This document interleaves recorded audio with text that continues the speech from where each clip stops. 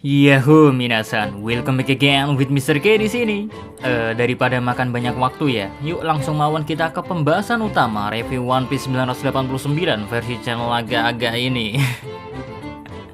Let's go.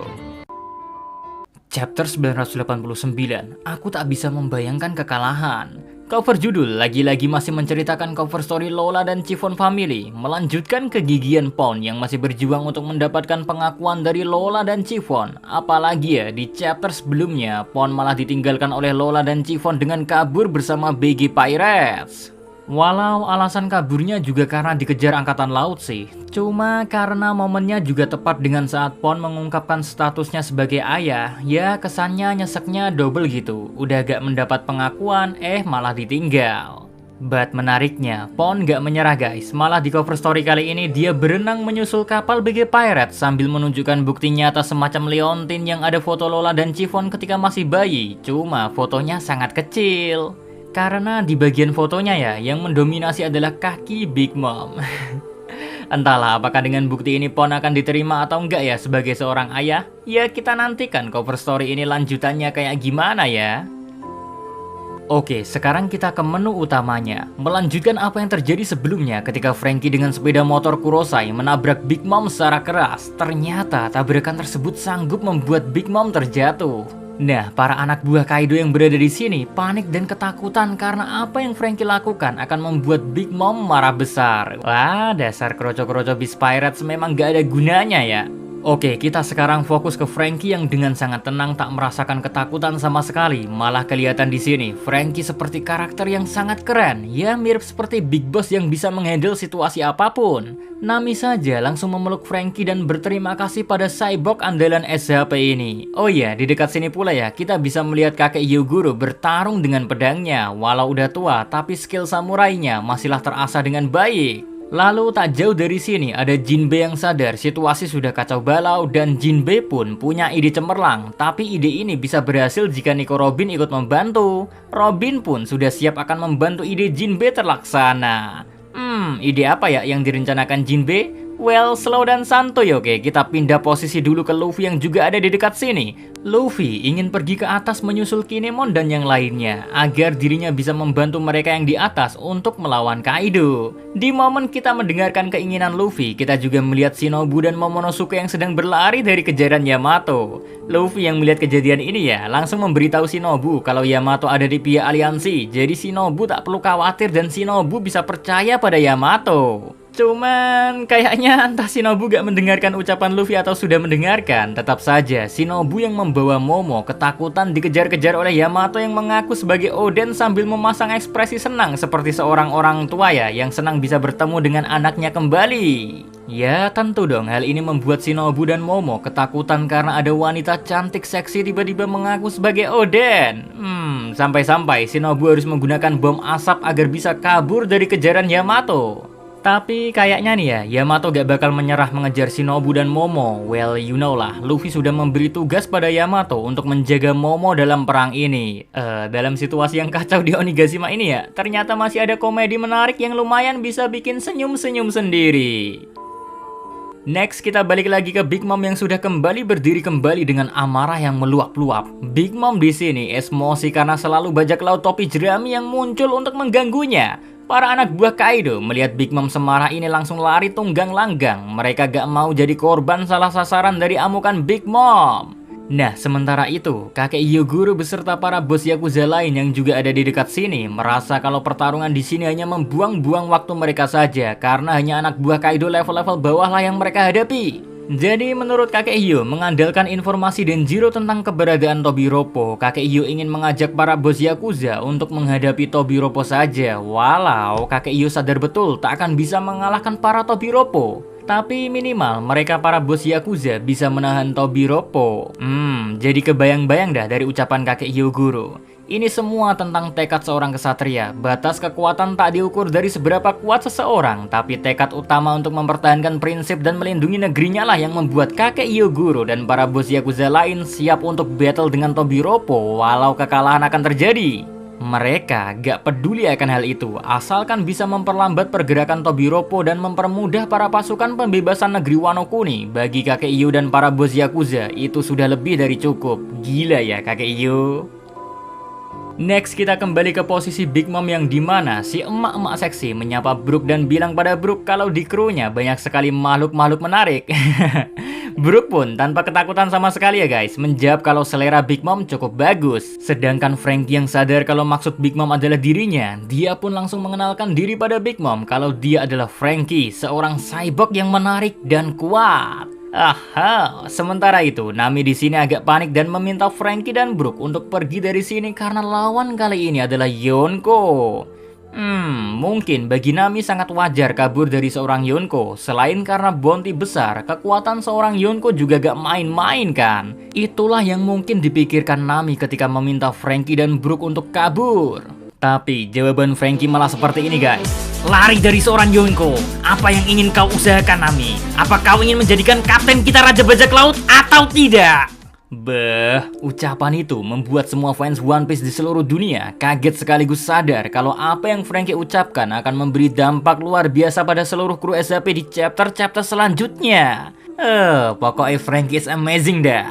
Apalagi saat Franky mengucapkan kata-kata tadi, dia juga langsung mengambil ancang-ancang untuk menembakkan radical beam miliknya. Sayang, sesaat mau menembak Big Mom dengan lasernya ya, malah muncul 3 numbers yang tampilannya layaknya monster Oni. Cuma kok mirip-mirip dengan Ors ya? Well, entahlah. Yang jelas menurut Big Mom, para numbers ini adalah hasil eksperimen gagal dari Pang Hazard. Eksperimen tersebut awalnya ditujukan untuk membuat Ancient Giants. Chapter 660 ketika ada panel tentang makhluk-makhluk misterius raksasa ya, kemungkinan makhluk-makhluk itu adalah hasil eksperimen yang bertujuan untuk mendapatkan Ancient Giants. Tapi sayangnya eksperimen tersebut gagal total. Back to numbers, 3 numbers ini layaknya monster dan mereka seperti gak punya kesadaran normal seperti makhluk hidup pada umumnya guys. Kelihatan seperti anak kecil lah yang ingin bermain saja kan. Dugaan seperti ini muncul ketika Franky sadar betul kalau salah satu number sedang memainkan Brachio Tank. Salah satu numbers ini kelihatan bahagia seperti mendapat mainan baru. Ya, walau hanya sesaat saja sih numbers ini memegang Brachio Tank karena Franky langsung mengeluarkan radical beam miliknya untuk menyerang salah satu numbers yang memegang Brachio Tank. Tembakan ini guys sukses membuat Brachio Tank terselamatkan. Cuman saat Franky selesai menembakkan radical beam miliknya, Franky lupa kalau Big Mom ada di dekatnya. Malah kali ini Big Mom dengan pedang Napoleon miliknya ya bersiap menebas Franky. Sayang, langkah Big Mom untuk menebas Franky berhasil dihentikan oleh Jinbe yang tiba-tiba saja sudah memegang tangan Big Mom.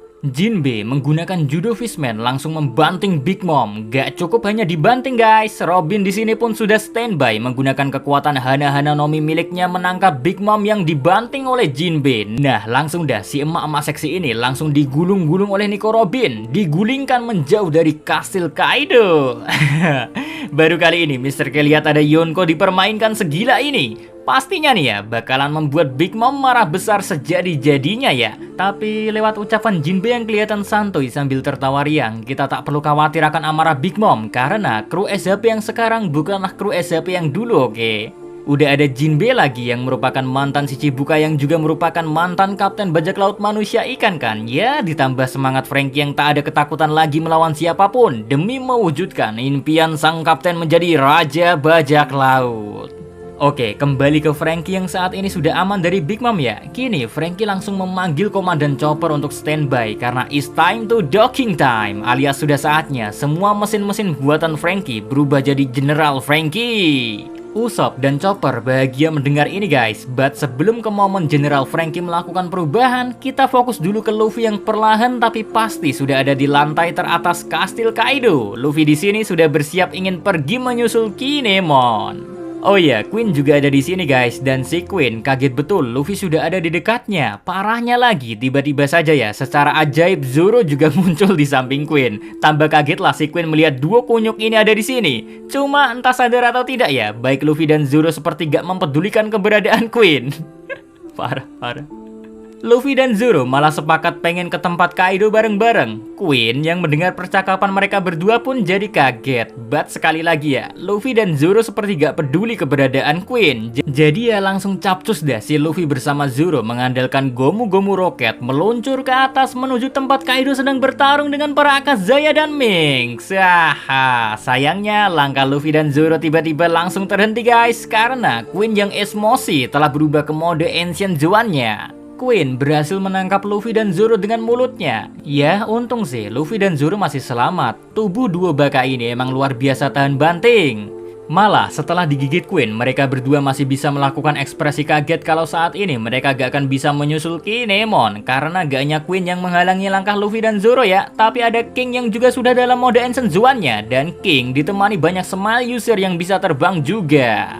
Mereka menutup akses jalan atap tengkorak Onigashima agar tak ada yang mengganggu pertarungan Kaido. Wah. Lalu Queen yang sadar kini akses menuju Kaido aman dijaga King dan Smile User terbang. Langsung dah Queen melempar Luffy dan Zoro kembali ke tanah. Terus ya, tak jauh dari momen Luffy Zoro dilemparkan Queen, General Franky pun sudah memulai docking time. Cuma karena dalam mode General Franky hanya ada satu tempat duduk ya, jadi ya otomatis Chopper dan Usopp langsung keluar. Sementara itu Sanji yang masih berada di dekat sini. Ternyata Sanji masih baik-baik saja setelah kena serangan dari King di chapter sebelumnya.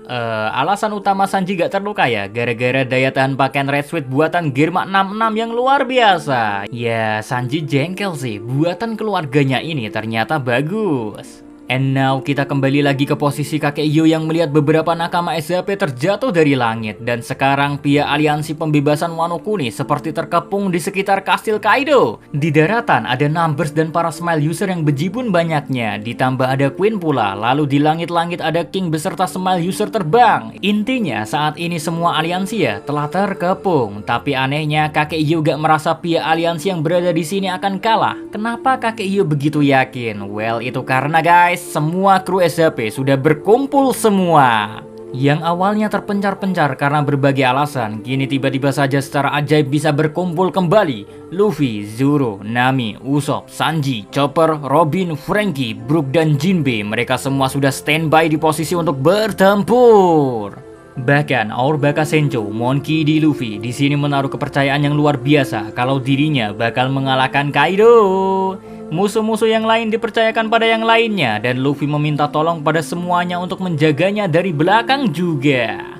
Gila, ini mah bakal seru abis. Sosok kepemimpinan Luffy bener-bener terbentuk di chapter ini. Dia sudah gak seperti dulu egois akan gabers-gabers apapun yang menghalanginya. Kini fokus sang kapten hanya pada satu hal yang menjadi problem utama di negeri Wano ini, yaitu Kaido. Jadi gak sabar dah nunggu chapter 990 rilis 12 September nanti. So keep santuy dan stay untuk bersabar, oke? See you again next time. Adios ya karamelo, stay safe everyone. Salam Animania.